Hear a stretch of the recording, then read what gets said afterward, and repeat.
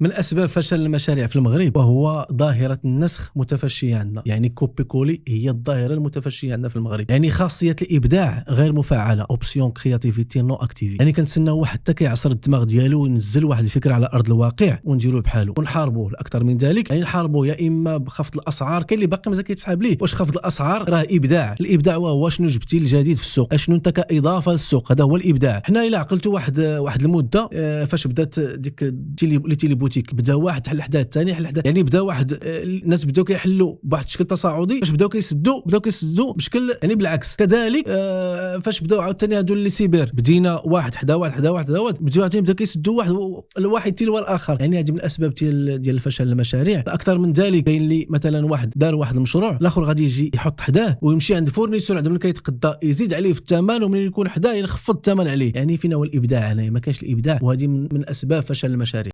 مثلا بغينا ننجحوا سوق على سبيل المثال، ملي كيجي واحد دير الملابس، انا الا بغيت نكمل وننجح المشروع غادي نحل حداه واحد يدير الملابس، واحد يدير الصباط، واحد يدير البلغه، واحد يدير التقاشر، واحد يدير الريحه. يعني هنا الكليان ملي غادي يجي غيتقدى عند هذا ويكمل داكشي اللي بغى عند الاخر، وهنا كيكون واحد يعني واش كيكمل شي والسوق كينجح.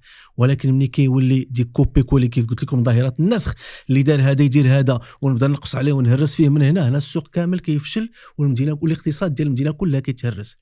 يعني هنا علاش كنقولوا خاصيه الابداع ما عندناش، غير مفعله عند معظم الباعه في المغرب كاملين.